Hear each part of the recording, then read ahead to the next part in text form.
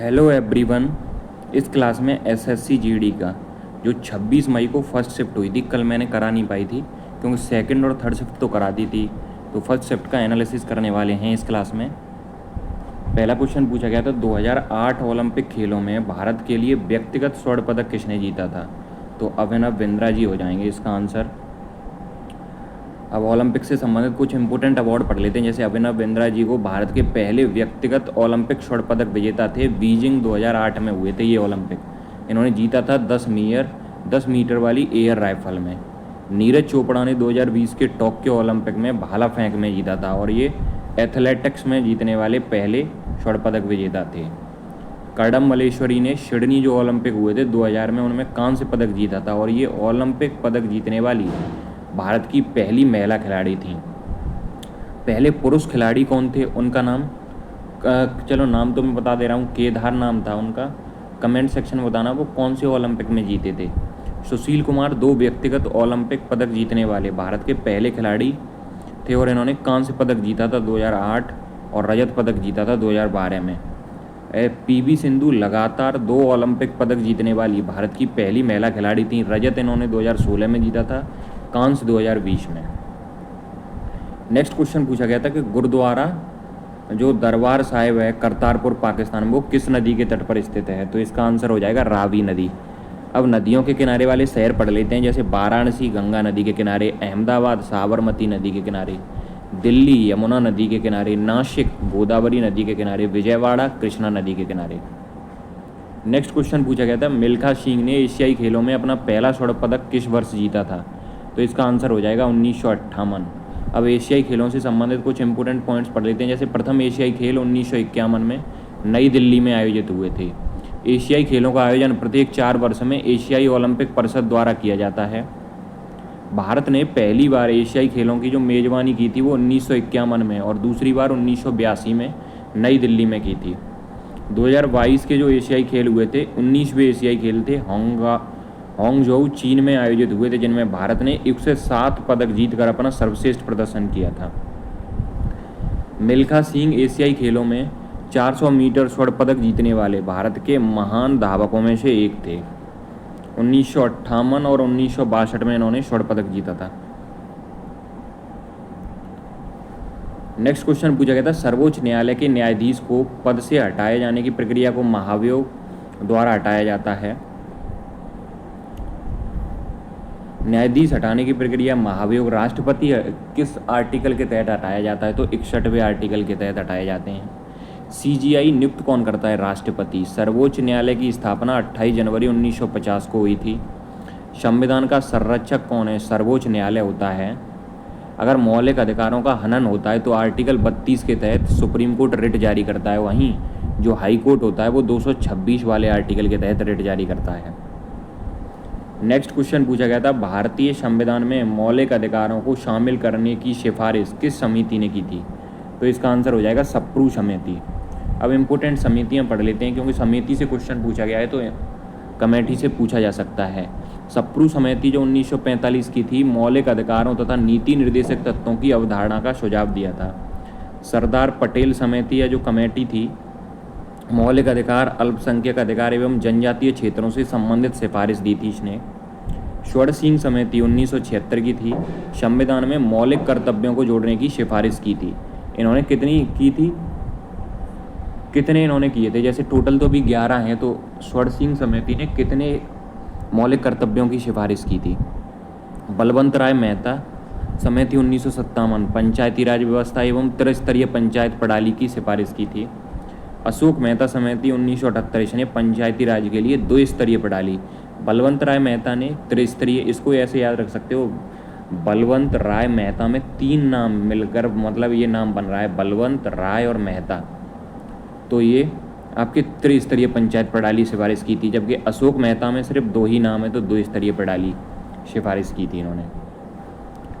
T20 match में power play समाप्त होने के बाद 30 यार्ड सर्कल के बाहर अधिकतम कितने फील्डर तैनात किए जा सकते हैं। तो इसका आंसर हो जाएगा 5 फील्डर।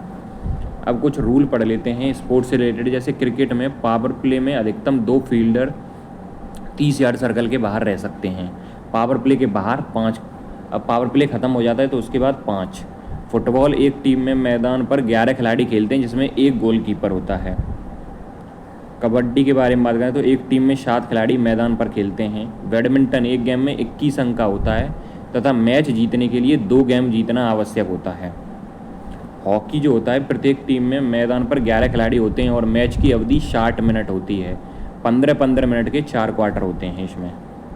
नेक्स्ट क्वेश्चन पूछा गया था कि डेक्कन एयरवेज का राष्ट्रीयकरण किस वर्ष किया गया और इसे इंडियन एयरलाइंस में मिला दिया गया?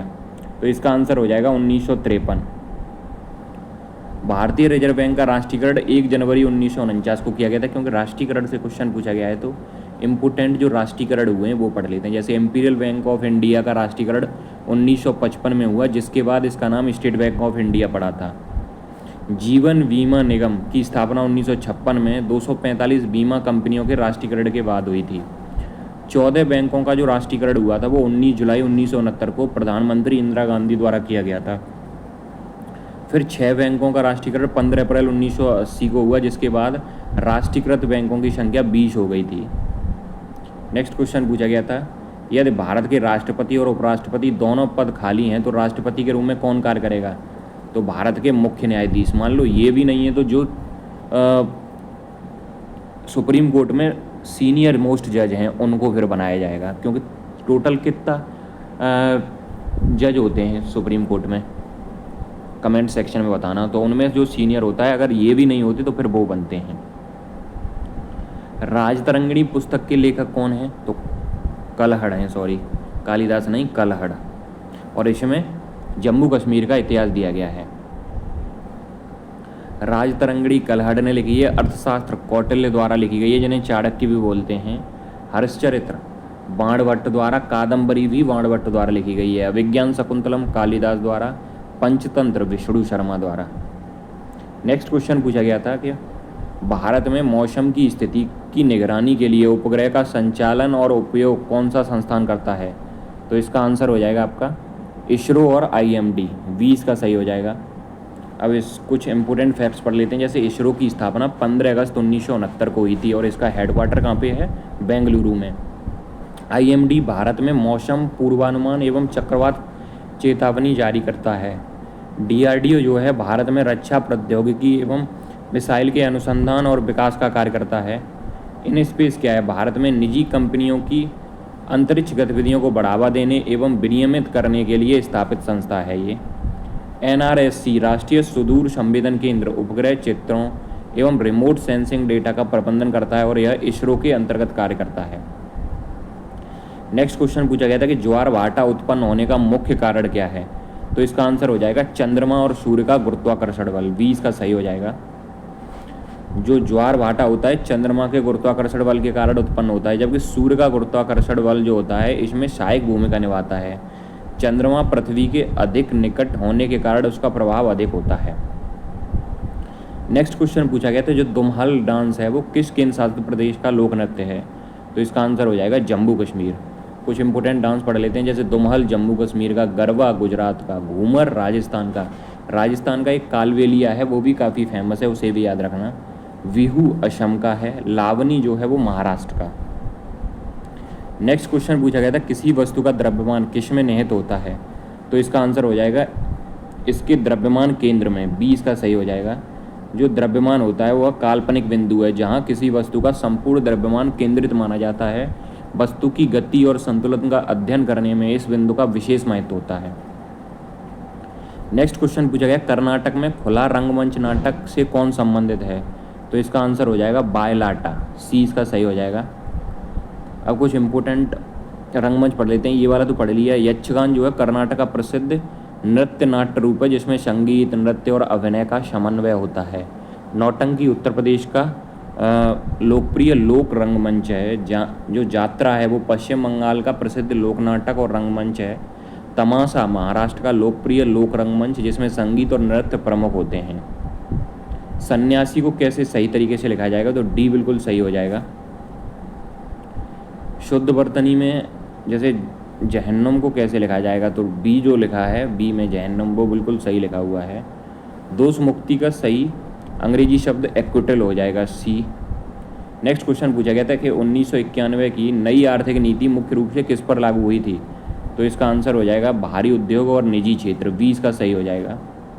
निम्नलिखित में से शुद्ध वर्तनी का चयन कीजिए, तो उन्नति, डी बिल्कुल सही हो जाएगा इसका आंसर।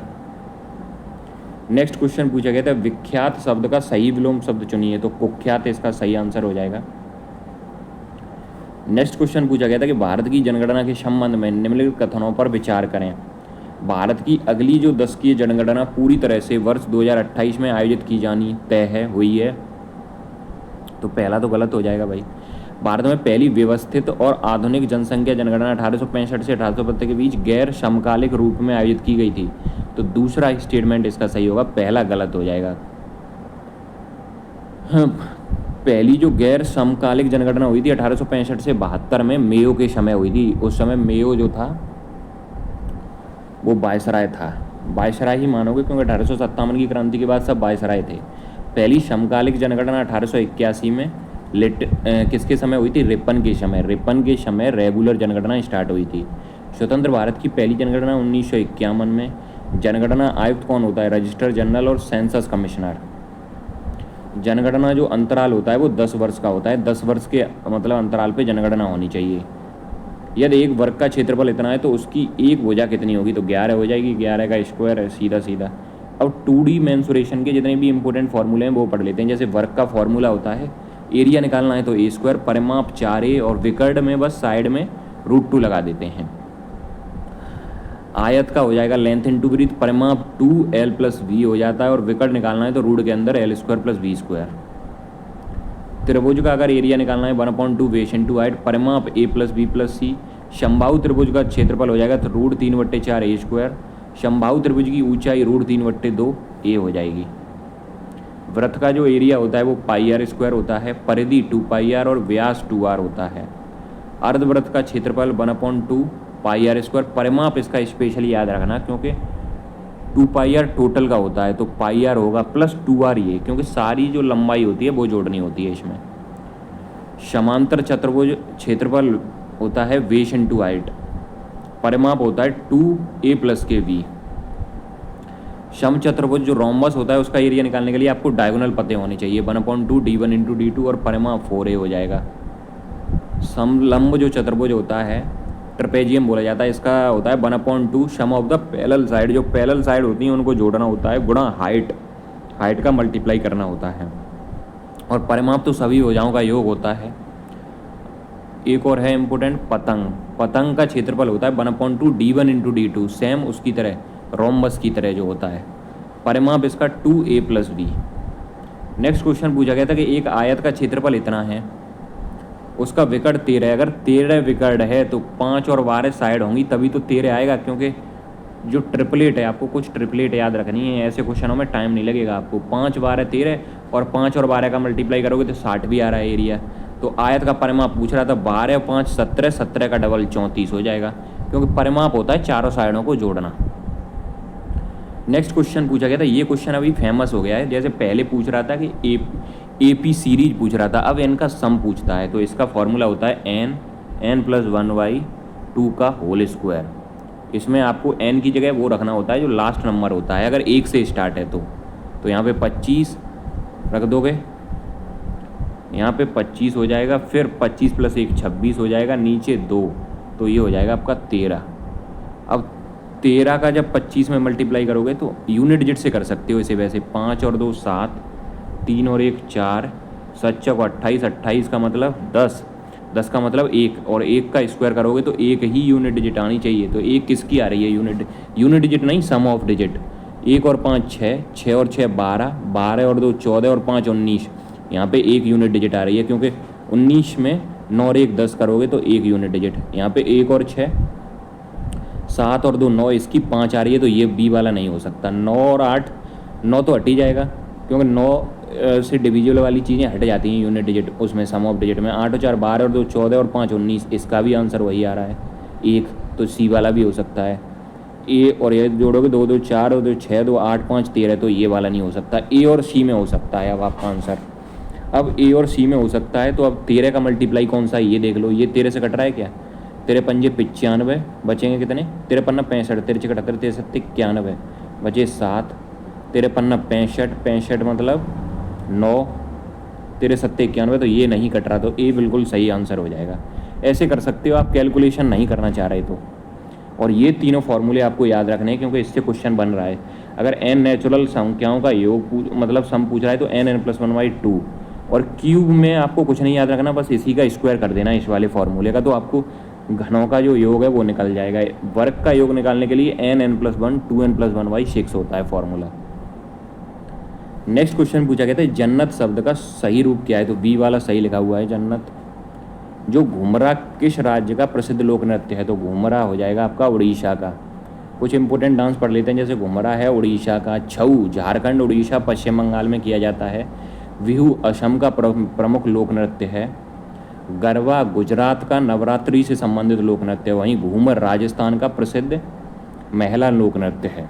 तो ये आपकी 26 तारीख की फर्स्ट शिफ्ट का कंप्लीट एनालिसिस हो गया है। इसकी अगर आपको PDF डाउनलोड करनी है तो डिस्क्रिप्शन में आपको टेलीग्राम का लिंक मिल जाएगा, वहाँ से जाके डाउनलोड कर लेना।